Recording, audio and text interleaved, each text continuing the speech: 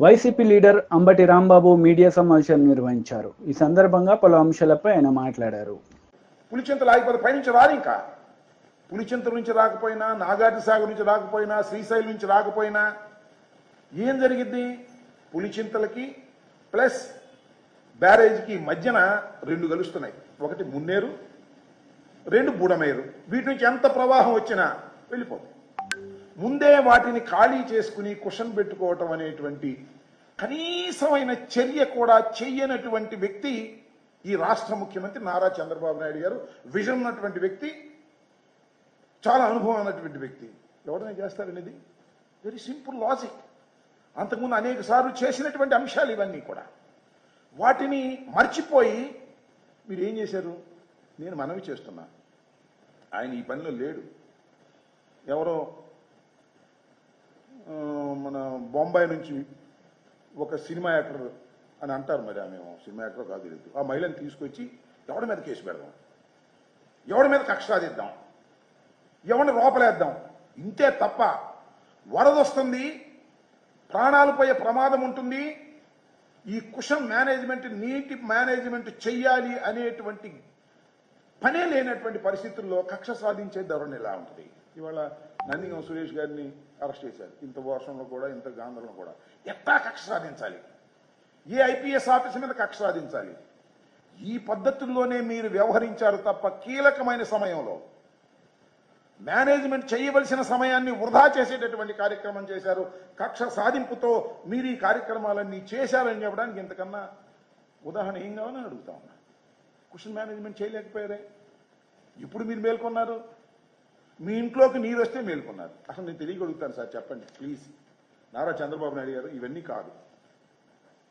నేను ప్రజలను కూడా అడుగుతా ఉన్నా, మేధావులను కూడా అడుగుతా ఉన్నా, రాజకీయ నాయకులను అడుగుతా ఉన్నా, ఈ భారతదేశంలో ఉన్న ప్రతి పౌరుని అడుగుతా ఉన్నా, ఎవరండి బఫర్ జోన్లో ఉన్న ఇంట్లో ఉంటారండి?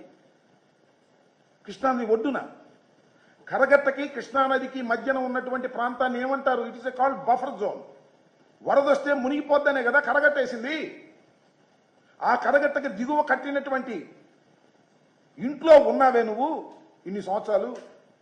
పంతం బట్టి ఉన్నావు. మేము వద్దు అంటే నువ్వు ఉన్నావు. నీకు అసలు మాట్లాడే హక్కు ఉందా? వరద గురించి అని అడుగుతా ఉన్నా. ఇవాళ బఫర్ జోన్లు చూస్తున్నాం మనం. హైదరాబాద్లో బఫర్ జోన్లో ఉన్నటువంటి పెద్ద పెద్ద మేడలను కొట్టి పారేస్తున్నాడు. ఇది బఫర్ జోన్ కాదా? అసలు వరద వస్తే ఎక్కడికి వచ్చిందండి? పాపం నేను తెలియగలుగుతా. మా మంత్రి సత్యనారాయణ రాజు గారి ఆశ్రమం పెద్ద హాస్పిటల్, అది న్యాచురోపతిక్ హాస్పిటల్. నాకు బాగా తెలుసు. ఆయన అంటే నాకు గౌరవం. Is a very learned person in naturopathy. అది మొత్తం మునిగిపోయినాయా? వీళ్ళు మునగలేదా? అట్లా మునిగి ఇంట్లో మీరు ఉంటారా? ఉండొచ్చా? ఒక ముఖ్యమంత్రి, ఉమ్మడి రాష్ట్రానికి ముఖ్యమంత్రిగా చేసినటువంటి వ్యక్తి, విజన్ ఉన్నటువంటి వ్యక్తి, బఫర్ జోన్లో ఉన్నటువంటి ఇంట్లో నువ్వు ఉంటూ ఇవాళ నీతి వాక్యాలు చెప్తున్నావు. జగన్మోహన్ రెడ్డి గారి దుర్మార్గుడు అంటున్నావు. అసలు జగన్మోహన్ రెడ్డి గారి వల్ల ఈ వరద వచ్చింది అంటున్నావు. నేను తెలియగలుగుతానండి, అసలు మీ ప్రభుత్వం ఎందుకై వచ్చింది నాకు అర్థం కాలేదు. మీ ప్రభుత్వాన్ని ఎందుకు ఎన్నుకున్నారు? పద్యానికి జగన్మోహన్ రెడ్డి గారి ఈ టైంలో జరిగింది, అది అందువల్ల జరిగిందని చెప్పడానిక? ఇప్పుడు మూడు నెలలు దాటే సమయం వచ్చింది కదా, అయినా ఇంకా జగన్మోహన్ రెడ్డి గారి మీద విరుచుకుపడేటువంటి కార్యక్రమాలే చేస్తున్నారు తప్ప వీళ్ళు పరివర్తన లేదే. కక్ష సాధింపేనే.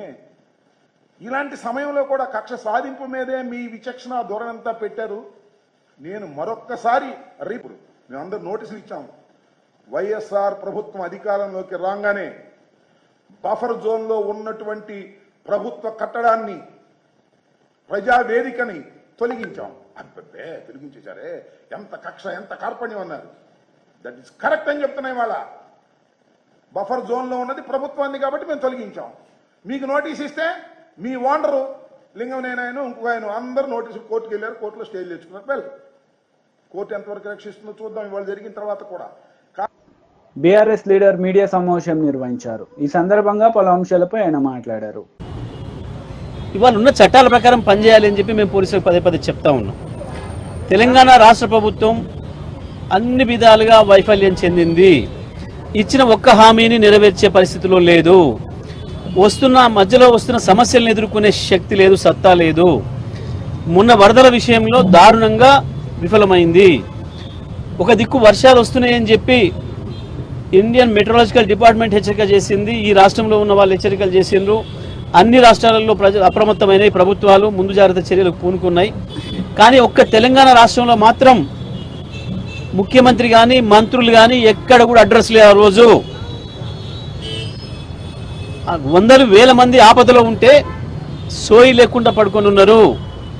మాకు తెలిసిన వార్తల ప్రకారం కొంతమంది సినిమాలు చూస్తున్నారు, కొంతమంది సినిమాల ఫంక్షన్లు పోవడానికి ప్రిపేర్ అవుతున్నారు అనే వార్తలు వచ్చినాయి. 9 మంది ఒక చోట, ఒక కుటుంబం ఒక చోట, ఇంకొక కుటుంబం ఒక చోట, వరదలు ఎక్కువైతున్నాయి మమ్మల్ని కాపాడండి ప్రభువుని మొత్తుకుంటుంటే ఒక ముఖ్యమంత్రి మంత్రి ఎవరు కూడా పత్తాలేరు. ఈ విషయాన్ని ప్రజలు ప్రశ్నించారు, ఖమ్మంలో ఉండే మహిళలు ప్రశ్నించారు, అయ్యో మాకు ఎవరు దిక్కులేడా అని చెప్పి పాపం ప్రశ్నిస్తున్న ఆ క్రమంలోనే దిలీప్ కు ఈ తెలుగు స్క్రైబ్ ఏం సంబంధం? ఆయన ఎప్పుడన్నా అన్నాడా ఈ మాట? ఆయన మత కులాలను ప్రేరేపించిండా?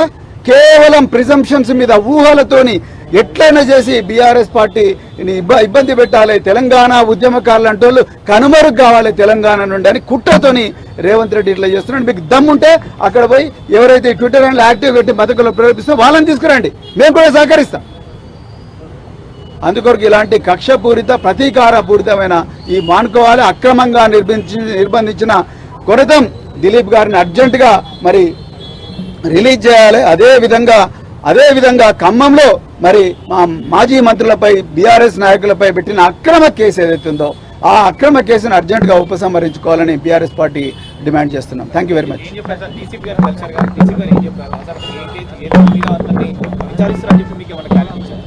ఏ ఆధారాలు లేవు చెప్పడానికి తడబడుతున్నారు. పై అధికారుల ఆదేశాలు రావాలని చెప్పేసి మాట్లాడుతున్నారు. ఇక్కడ స్పష్టంగా కనబడుతుంది ఏంటంటే ఎక్కడ నేరము లేదు, కేసు లేదు, ఏది లేదు. బీఆర్ఎస్కు సంబంధించిన నాయకులు సోషల్ మీడియాలో యాక్టివ్ ఉన్న వాళ్ళందరినీ కూడా నిర్బంధించాలన్న ఒక తప్పుడు ఉద్దేశం తప్ప ఇంకోటి లేదు. గతంలో మా క్రిషాంక్ మీద కూడా అట్లనే పెట్టిండ్రు. గ్రామాలలో పెడుతున్న సోషల్ మీడియా యాక్టివిస్టులను అట్లే భయపెట్టిస్తున్నారు. నిన్న ఖమ్మంలో కూడా పాపం మహిళలు వాళ్ళ బాధని చెప్పుకుంటే బయటకు వచ్చి దానికి కూడా వాళ్ళని భయపెట్టిస్తున్నారు. ఆ అమ్మాయిని కూడా ఏదో వెతుకుతున్నారు, ఆ అమ్మాయి మీద కేసు పెడతామని చెప్తున్నారు. సోషల్ మీడియాలో కూడా ఆమె పైన ట్రోల్ చేస్తున్నారు. ఇవన్నీ కూడా జరుగుతున్నాయి. కేవలం ప్రభుత్వం విఫలం చెందింది, ప్రజలలో పలసనైంది. దాని నుంచి ప్రజా ఉద్యమాలు వస్తాయి, వాటిని అణిచివేస్తాం పోలీసులతో అనుకొని ఈ పనులు చేస్తున్నారు తప్ప. కాంగ్రెస్ నేతలు మీడియా సమావేశం నిర్వహించారు. ఈ సందర్భంగా పలు అంశాలపై వారు మాట్లాడారు.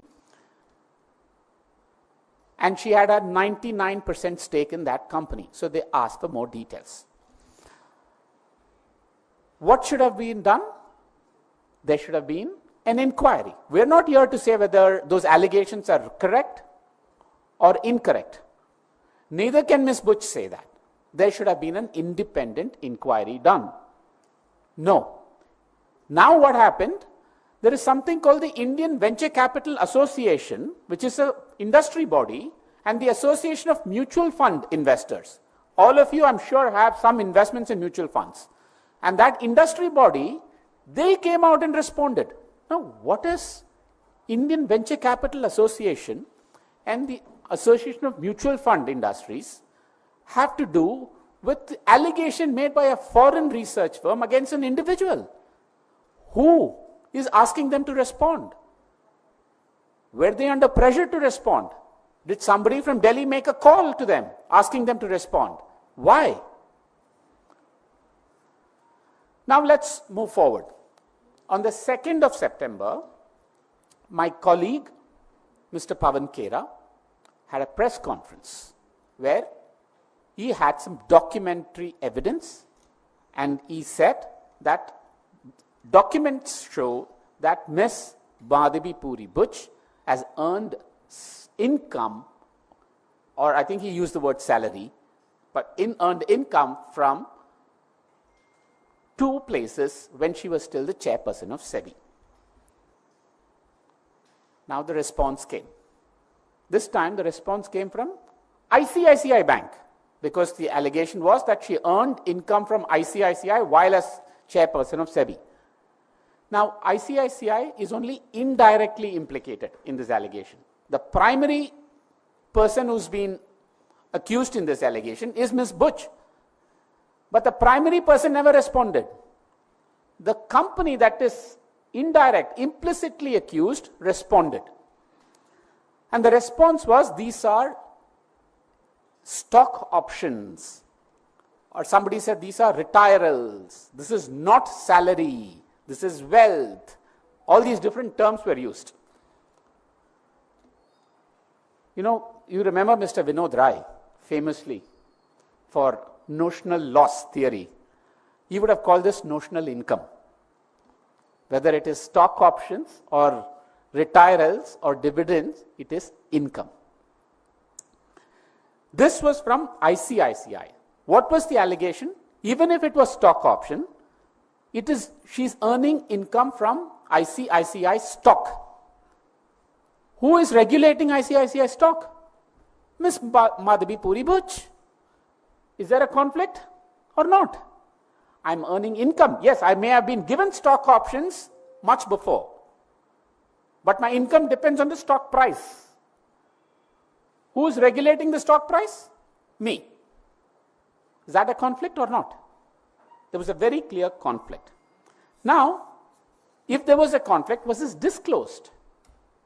Why was this conflict not resolved before she became chairperson? These are the questions to ask, not hide behind whether this is stock option or retirals or all these things. But I want to ask one question about that.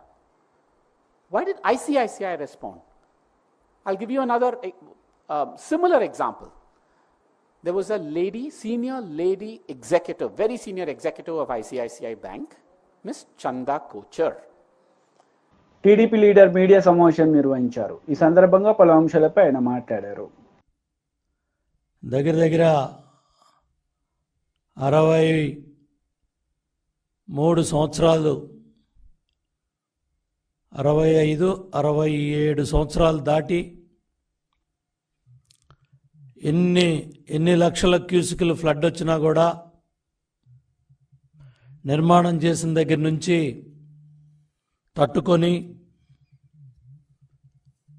ఈరోజు చంద్రబాబు నాయుడు గారి ప్రభుత్వం గత 5-6 రోజులుగా కూటమి ప్రభుత్వం అన్ని విధాలుగా కూడా వరద బాధితులకి సహాయాన్ని అందిస్తూ స్వయంగా చంద్రబాబు నాయుడు గారే కలెక్టరేట్లో బస్ చేసి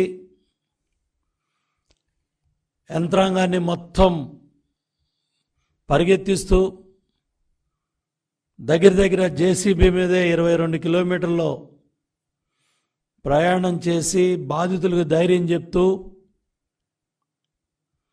పిల్లలకి పాలు దగ్గర నుంచి భోజన సదుపాయాల దగ్గర నుంచి బుడమేరు బాధితులకి అన్ని విధాలుగా సాయం చేయటానికి అధికార యంత్రాంగం, ప్రజాప్రతినిధులు, స్వయంగా ముఖ్యమంత్రి గారే రంగంలో ఉండి పర్యవేక్షిస్తూ ఉంటే దెయ్యాలు వేదాలు వల్లించినట్టు జగన్ రెడ్డి ముసలి కన్నీరు కారవటానికి నిన్న విజయవాడ నగరంలో పట్టుమని కొన్ని నిమిషాల్లోనే ఓదార్పు కార్యక్రమాలు చేసి పనిచేసే ప్రభుత్వం మీద విషం జిమ్మే కార్యక్రమాన్ని ఒక యంత్రాంగానికి ధైర్యం చెప్పి ప్రజలకి ధైర్యం చెప్పి పరిగెత్తిస్తా ఉన్న ముఖ్యమంత్రి మీద విషం జిమ్మటానికి కుట్రలో కుతంత్రాలతో నీ నీచపు బుద్ధితో 5 సంవత్సరాల వ్యవస్థలను నాశనం చేసి బుడమేరు డైవర్షన్ ఛానల్కి 37,555 క్యూసిక్ల వరద ప్రవాహాన్ని కృష్ణానదికి తరలించటానికి 464 కోట్లతో చంద్రబాబు నాయుడు గారు టెండర్లు పిలిపించి పనులు మొదలుపెట్టి దగ్గర 150 కోట్లు ఖర్చు పెడితే 5 సంవత్సరాల జగన్ రెడ్డి పరిపాలనలో, వైసీపీ ప్రభుత్వ పరిపాలనలో పనులను నిలుపుదల చేసి పక్కన పెట్టి ఈ దుర్మార్గానికి నువ్వు కారణం కాదా జగన్ రెడ్డి అని నేను ప్రశ్నిస్తా ఉన్నా, నీ పార్టీని ప్రశ్నిస్తా ఉన్నా. వైసీపీ లీడర్ మీడియా సమావేశం నిర్వహించారు. ఈ సందర్భంగా పలు అంశాలపై ఆయన మాట్లాడారు. అందరికీ నమస్కారం. ఈరోజు మాజీ బాపట్ల పార్లమెంట్ సభ్యులు శ్రీ నందిగం సురేష్ గారిని అర్ధరాత్రి చెయ్యని నేరానికి అనుమానితుడిగా ఓ మాజీ ఎంపీ గారిని అత్యంత అవమానకరంగా హైదరాబాద్లో అనారోగ్యంతో భుజానికి ఆపరేషన్ కోసం వెళ్లిన వ్యక్తిని అర్ధాంతరంగా అరెస్ట్ చేసి తీసుకొచ్చారు. కారణం ఏం చెప్తున్నారంటే మీడియాలో వస్తుంది, వాళ్ళు చెప్తుంది తెలుగుదేశం పార్టీ కేంద్ర కార్యాలయం పైన 3 సంవత్సరాల క్రితం జరిగిన దాడిని నందిగం సురేష్ గారు కూడా దానిలో పాల్గొన్నారని, దాడి చేయించిన వ్యక్తుల్లో ఆయన ఉన్నాడని, ఆయన మీద అక్రమంగా ఒక కేసుని ఇప్పుడు బనాయించి 3 సంవత్సరాల క్రితం దాడి జరిగినప్పుడు ఎవరెవరు దానిలో పాల్గొన్నారో పోలీసులు విచారణ చేశారు, అనుమానితులందరినీ పట్టుకున్నారు, చట్టపరమైన చర్యలన్నీ తీసుకున్నారు. కానీ తెలుగుదేశం పార్టీ అధికారంలోకి వచ్చిన తదుపరి రాజకీయాలంటే అక్రమంగా కేసులు పెట్టడం, దౌర్జన్యంగా ఈడ్చుకు రావటం, కనీసం మాజీ పార్లమెంటు సభ్యుడన్న గౌరవం కూడా ఆయనకు ఇవ్వకుండా, నేను ఒక మాజీ ఎమ్మెల్యేని, మా పార్టీకి సంబంధించిన ఎస్సీ విభాగ రాష్ట్ర అధ్యక్షుడయ్యా, కనీసం వెళ్లి చూసొస్తానని అడిగినా కూడా గంట సేపటి నుంచి ఎస్ఐ స్థాయి వ్యక్తులను బతిమలాడుతున్నా కూడా కాలు ముందుకు వేయనీయలేదు. కనీసం పోలీస్ స్టేషన్ గేట్లో కూడా మమ్మల్ని రానిలేదు. అంటే అంటరానితనం, మాలా మాదిగలు అరెస్ట్ కాబడితే కూడా పలకరించే దిక్కుమొక్కులేని ఈ రాష్ట్రంలో మా దయనీయమైన పరిస్థితిని ఈ రాష్ట్ర ప్రజలందరికీ విన్నవిస్తున్నాం. ఇక్కడ అంటరానితనం జరుగుతుంది, రాజకీయ అంటరానితనం జరుగుతుంది, వ్యక్తుల మీద అంటరానితనం జరుగుతుంది. అదే పెద్ద వ్యక్తులకు సంబంధించిన కొడుకులో, మనవళ్ళలో, మనవరాళ్ళలో అయితే ఈ విధంగా అవమానపరుస్తారా? ఈ విధంగా ఆపేస్తారా? పక్కకు సంబంధించిన మాజీ మంత్రుల స్థాయి వ్యక్తులు వస్తే ఎక్కువసేపు గేటు దగ్గరుంటే నీ మీద కూడా కేసు పెట్టాల్సి వచ్చిందంటే భయపడి పక్కకి వెళ్ళిపోయారు. ఈ రోజున ఈ రాష్ట్రంలో దయనీయమైన పరిస్థితి అది. పోలీస్ స్టేషన్లో పోలీసులు డైరెక్ట్ గా చెప్పేస్తున్నారు, గేటు దగ్గర ఎక్కువసేపు ఉంటే నీ మీద కూడా కేసు బనాయించాల్సి వచ్చింది అని. ఇది ఈ రోజున చంద్రబాబు నాయుడు గారి ప్రభుత్వంలో మానందరికీ జరుగుతున్న న్యాయమని, మీరు 3 సంవత్సరాల క్రితం జరిగిన ఓ సంఘటన ఆధారంగా చేసుకుని పార్టీలో ఉన్న ఎమ్మెల్సీలను టార్గెట్ చేసి ఎల్ అప్పిరెడ్డి గారిని, తలసరి రఘురామ గారిని, యువనాయకుడు అవినేష్ గారిని, మాజీ ఎంపీ సురేష్ గారిని మీరు టార్గెట్ చేసి రాజకీయంగా చిత్రవదలు చేయాలని చూసినా మేము జగన్మోహన్ రెడ్డి గారిని వదిలిపెట్టే ప్రసక్తి ఉండదని మనవి చేస్తున్నాం.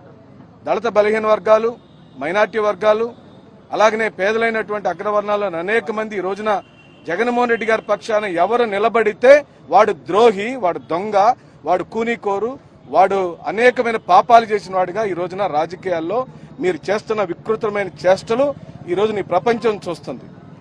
మేము అడుగుతున్నాం, మీది బురద రాజకీయం అని చెప్పి చెబుతున్నాం.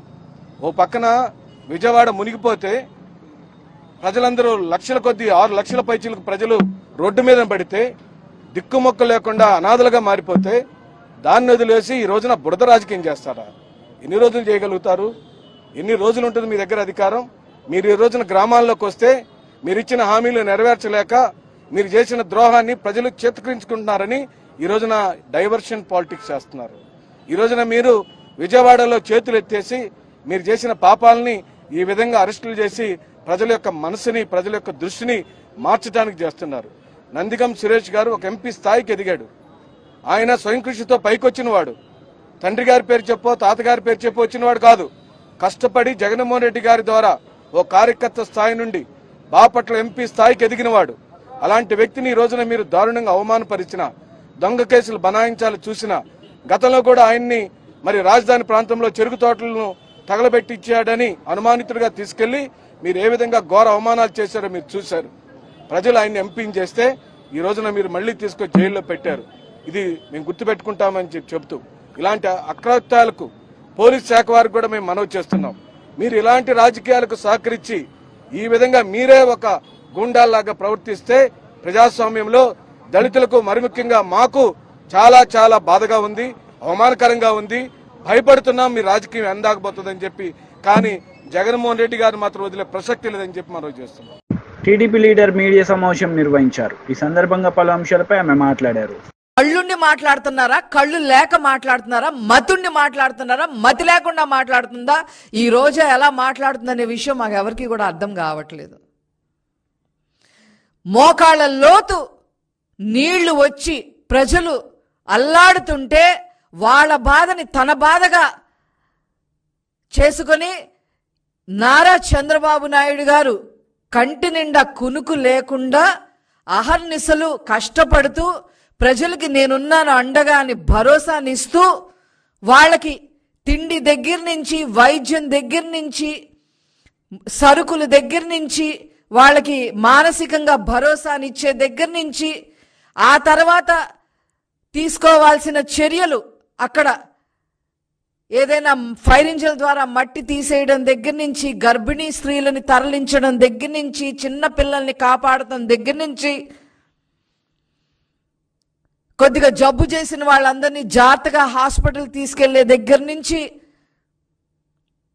పునరావాస కేంద్రాలని నిరంతరం పర్యవేక్షణలో ఉంచుతూ అధికారుల్ని అప్రమత్తం చేస్తూ, అట్లాగే నారా లోకేష్ గారు బుడమేరు గండ్లు పూడ్చడానికి విశ్వ ప్రయత్నం చేస్తూ అధికారుల్ని, అదేవిధంగా అక్కడున్న కాంట్రాక్టర్ని, ప్రజల్ని అందరినీ సమన్వయపరుస్తూ మరి 1 నెల 2 నెలల్లో జరగాల్సిన పనులని 2 రోజుల్లోనే పూర్తయ్యే విధంగా యుద్ధ ప్రాతిపదికన మరి నారా లోకేష్ గారు అక్కడ అహర్నిశలు కష్టపడుతూ ఉంటే నీ కళ్ళకి కనిపించట్లేదా అని చెప్పి ఈ సందర్భంగా రోజా నేను అడగదలుచుకున్నా. సిగ్గుందా మీకు అసలు? శవరాజకీయాలు చేస్తారా? అక్కడున్న ప్రజలే మిమ్మల్ని చీకొట్టారు. వరదల్లో మునిగి తేలిన ప్రజలే మిమ్మల్ని చీకొట్టారు. అయినా మీకు బుద్ధి రాల. అసలు ఈవిడ ఏంటి, ఈవిడ చరిత్ర ఏంటి, ఈవిడ దేనికి మాట్లాడుతుంది, ఈవిడకున్న అర్హత ఏంటి? ఈ రోజాకి నీకున్న అర్హతలు ఏంటో నేను చెప్పనా?